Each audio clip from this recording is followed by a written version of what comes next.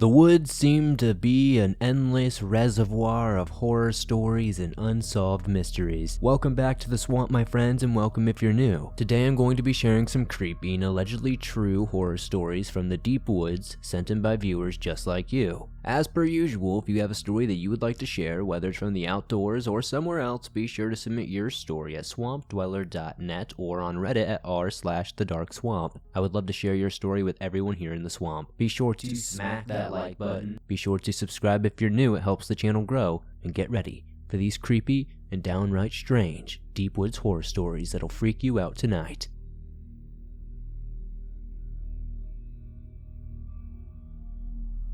Walking Late at Night by Ghost X 1717. I'm a male from Ohio, and about a year ago I snuck out of my trailer window to meet up with a girl. Mind you, it was around 9 or 10:30 in November, so it was freezing, to say the least. I was wearing a thick hoodie and Vans. The shoes are important because I live on a state route, and there are no sidewalks since the area I live in is in the middle of the woods. So as I walked the 2.5 miles using only my phone flashlight to guide my way, my shoes made loud stepping sounds against the asphalt. So I make it halfway to the girl's house, and it's around 11:44 at this point. I checked the time to ensure she was waiting for me when I arrived. I'm halfway there, and I reach a straight section of the road and then lean to a right. Now, mind you, I have walked this stretch of road hundreds of times, and as I walked I noticed something was off. This particular stretch only takes about 3 minutes to walk before you make that turn. But this night, the trees seemed to lean in from both sides of the road. This didn't bother me much, as your eyes tend to play tricks on you in the dark. But as I checked the time, I noticed the straight took much longer than expected. I kid you not, I was walking this stretch for 15 minutes before making the turn. This whole time, I have a sinister vibe during these 15 minutes. It felt as if I was looping to the beginning of that straight part of the road multiple times. Once I get to the girl's house, we hang out for about 2 hours, and then I leave. I noticed it took me far less time to get to her particular road than it took me to get there. However, I look at my battery and my phone is nearly dead.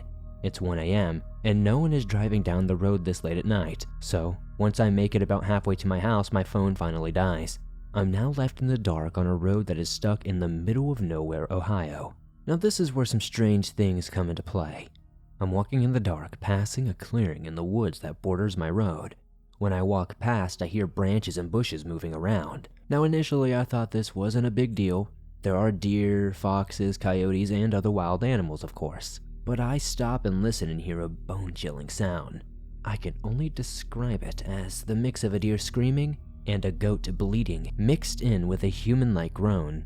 It was loud and sounded only about 100 yards away from me. I can't see very well. I'm actually legally blind, so I never really saw this thing, but it suddenly charged after me. I heard rapid footsteps rushing through cracked branches, and the bleating, screaming sound getting louder and more aggressive. What stumped me was I only heard 2 pairs of feet running after me, so I booked it. And keep in mind, I'm incredibly fast. So when I took off, I was a good ways away. Once I heard this thing get on the road, still screaming at me, still running, I could stay ahead and outran this thing most of the way back home. I managed to get far enough to stop and catch my breath, and this thing was very far behind me, but I could still distinctly hear it. It sounded pissed off. I managed to sneak back in and never left in the night again. But what stuck with me most was that area that this took place in was allegedly a Native American burial ground, and I think a Wendigo may have chased me that night.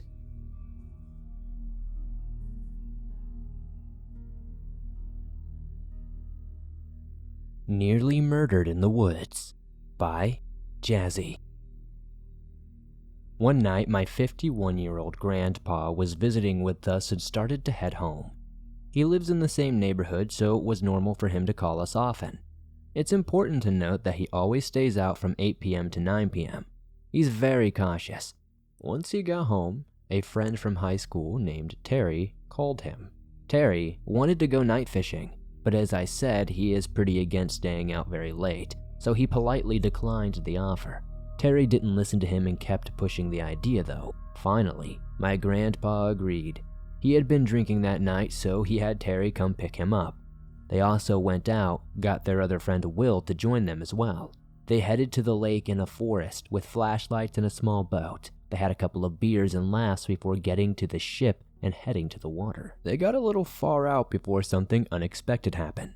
Terry pulled out a gun. "Hey man, what are you doing with that?" "We're fishing," my grandpa said. "Well, I could easily kill you both," Terry said. My grandpa and Will began to fear for their lives when he said that. After that, Terry began to get angry. He started ranting to them about how hard his life had been these past few months. "You don't know what kind of hell I've been through these past few months, man," he yelled. He seemed to keep repeating that over and over before shooting into the air repeatedly, angrily screaming while he did. In this process, in some weird stroke of luck, he somehow shot a hole into the boat and it began to fill with water. They grabbed the paddles and started trying to get to shore. They weren't that far from shore, so they arrived fairly quickly. My grandpa made an excuse to pee in the woods while Terry continued shooting in the air, and Will just stood there scared, trying to calm him down. My grandpa began walking into the woods, and when he was far enough, he broke out into an all-out sprint. Keep in mind that it was nighttime, so it was pitch black because he had left his flashlight on the boat. He ran far and fast, trying to make it to civilization. He tried calling my great-grandma to see if she could come pick him up. Unfortunately, being out in the middle of nowhere, far out in the woods, my grandpa did not get very much service. Eventually, he was able to get just enough service to get a call through to my great-grandma, and she picked him up on the road. This was just a couple of nights ago, and my grandpa has not heard from Will or Terry since. Even when my grandpa was on the road, he could still hear Terry yelling and shooting his gun in the air. He fears Will could have gotten hurt or even killed, and he wishes he would have stayed and got Will to run with him, but my grandpa has always promised that he will never do anything with Terry again.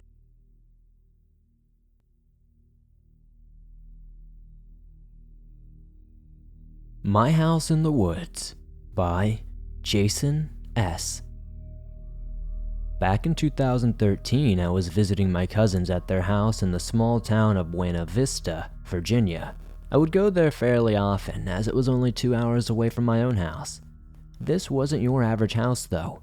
It was on a 50-acre plantation built in 1742. All around the house were flat fields followed by dense sections of woods. At the foot of the Blue Ridge Mountains, you can hike up from the backyard to the Appalachian Trail, which I often did. Because of how old the house was, it came with a big book telling its story. Lots of history there, but I'll let you know about one thing that happened there in particular. During the Civil War, right past the woodline, a local militia got into a 45-minute skirmish with Iroquois Native Americans from Delaware, traveling through the area. As a result, 17 natives and 8 militiamen were killed in that backyard. If you want to know more, look up the Balcony Downs Massacre. You'll understand why this is relevant in just a few minutes. I was sleeping in my cousin's room, with whom I am very close. She was asleep in another room that night with my younger sister. Her room was the slave room. This was a very old plantation home, and at one time they unfortunately owned slaves. The room is square, and it's the only room between the bottom and top floor. There was a small wooden spiral staircase going up into the room in the corner across from where I was sleeping, and in front of the bed was a 3 or 4 step staircase going to the top floor. Her bed was in the back right corner if you were standing on those stairs, and the spiral staircase was in the tight left corner about 10 feet over. I was 12 years old at the time, so I always saw things that looked like figures, and they always ended up being a towel or something different. Finally, because of my previous experiences, I turned my flashlight on, and what I saw made my heart drop. I saw what looked like a little Native American girl, in a long dress, with very long, straight black hair. She was standing there, not moving, just observing me. This scared me so bad, I just hid under my covers, too terrified to yell for anyone. I was afraid doing so would anger her or something. I remember looking up what to do if you see a ghost while under blankets. I was petrified. There was no other way to put it. I don't think I've ever been so afraid in my entire life. After about an hour, I eventually did fall asleep from exhaustion, but only for a little while. When I awoke again, I decided to peep out of my covers and check again. And there she was, in the same place, still staring at me. I then took a picture of her, but my phone screen showed no one or anything in that spot. This confirmed to me that she had to be a spirit. I hid under my covers until morning. She was gone once the sun appeared. I talked to my cousin shortly after, saying I saw a ghost in her room. She then asked which one I had seen, describing the exact girl to me, and then she described a tall black figure who stood at the foot of her bed. She told me that most nights she sees them, but I was the first to see one other than her. I asked why she didn't move rooms and why she stayed there, and she did eventually, but she said that she'd just gotten used to it. I asked her about this over Snapchat the other day, and she said, yeah, that house is definitely off and I'm never going back there again.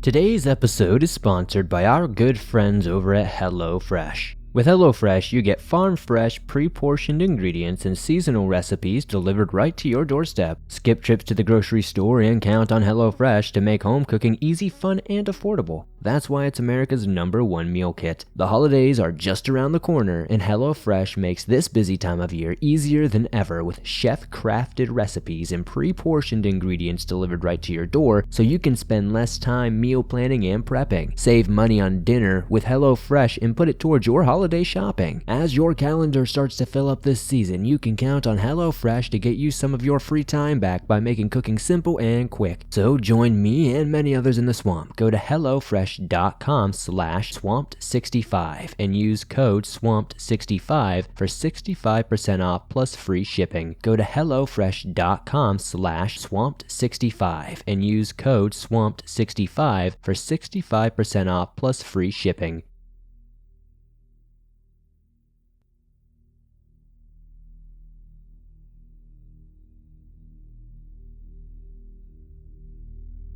I think I may have hunted a Bigfoot. By Anonymous. This happened when I was a lot younger. I think I was about 20, and back then, I would often go into the mountains to hunt. By the time night fell, I would set up in a small clearing. I was adding more wood to the fire, and resting at the entrance of my tent was my hunting rifle. I had just reloaded it and cleaned it. I got up to gather some more wood when I heard a noise behind me. I turned around to face the sound, and I saw that my rifle was now missing. A shadowy figure was running towards the trees with something long in its hands. I knew that it must be my rifle. I gave chase, but there was too much distance between us. The shadowy figure slipped into the darkness of the forest. I have no idea why I chased him since he did have a gun, and I did not. The guy was dressed entirely in black, and whatever he was wearing looked like fur. For a moment, I thought that it might even be a human. The way it was running was kind of odd though. It kind of leaned forward, with its arms seeming to be a little long. Whatever it was, it looked like it had lived out here in the mountains. It looked feral and far too big. I had no choice but to run back to my campsite. I felt incredibly uneasy. There were lots of my possessions lying around.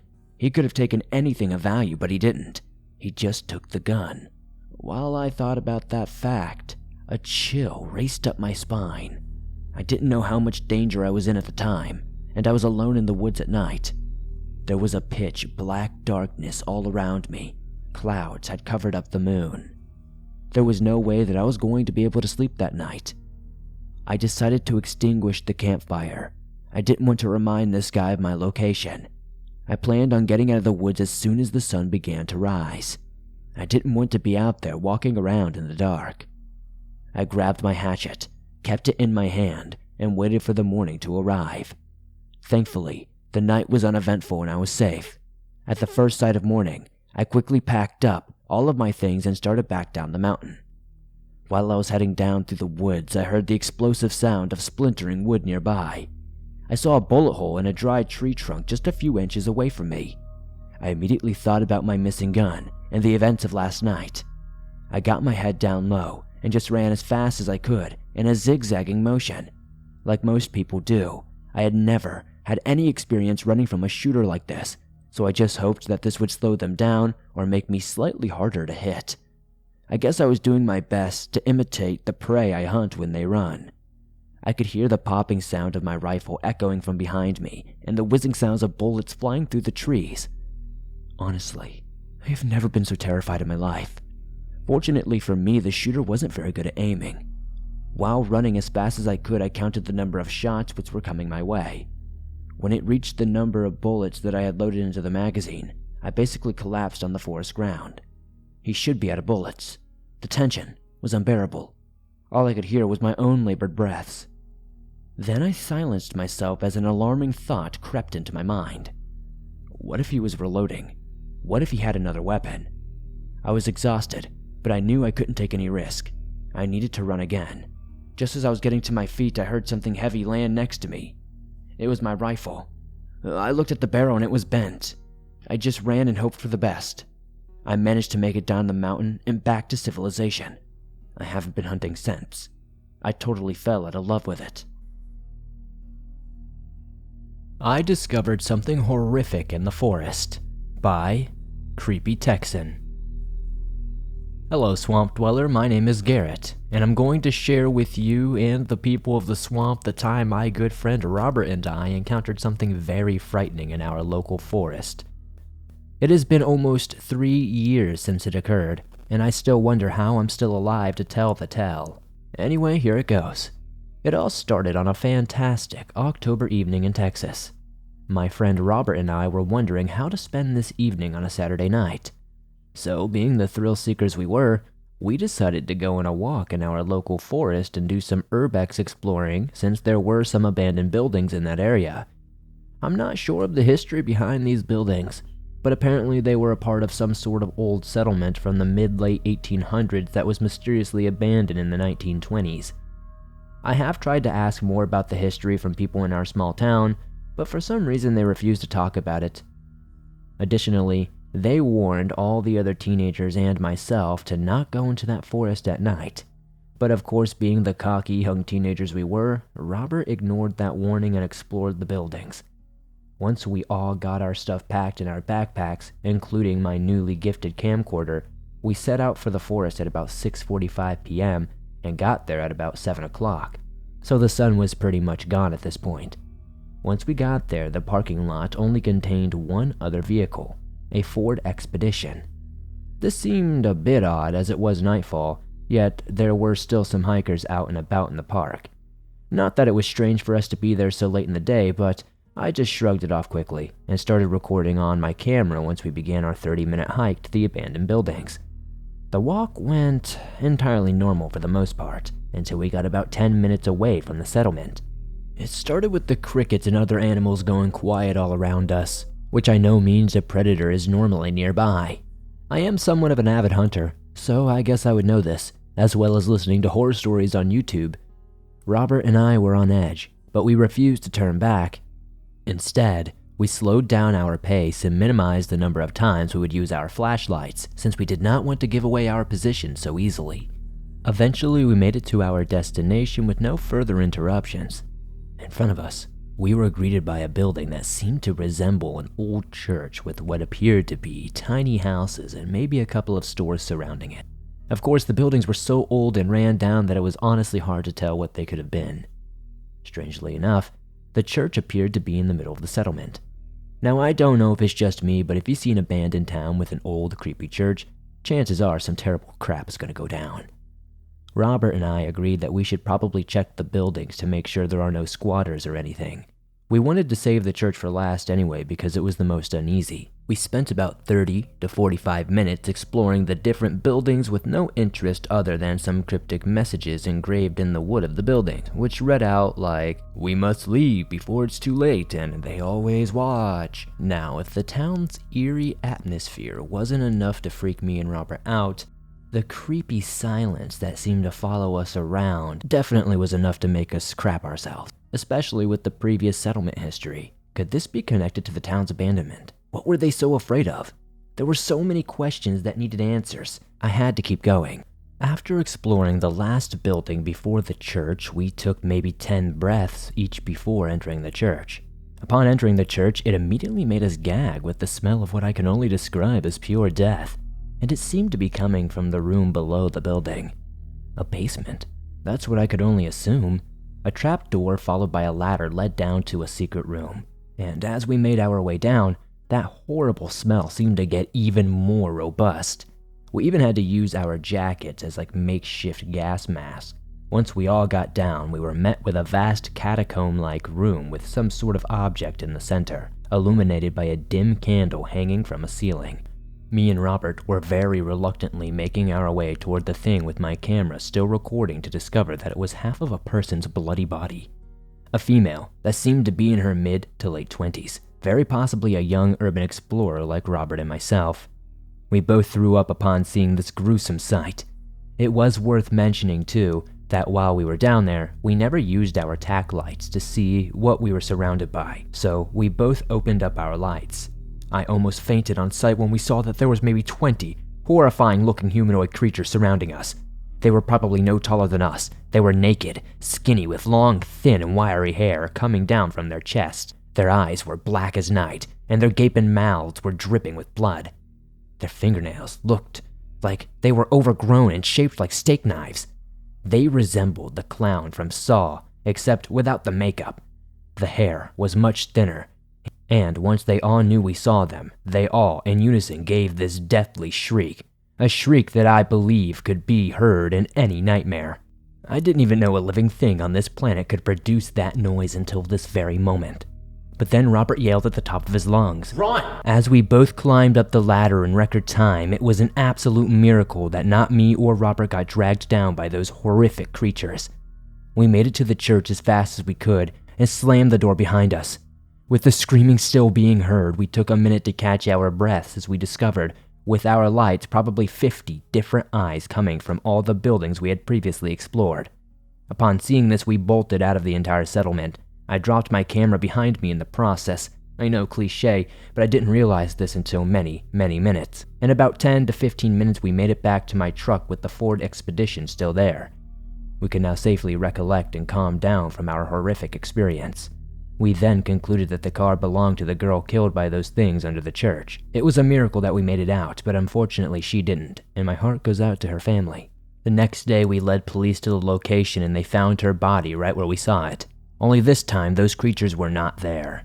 She was eventually identified as 26-year-old woman Chloe Becks. We tried telling the police our story, but they did not buy it, except for one, Sheriff Walker, a 60-year-old native of our small town. During the investigation on the site, he came up to me and Robert and said, "Now you know why we tell you not to go into the forest at night."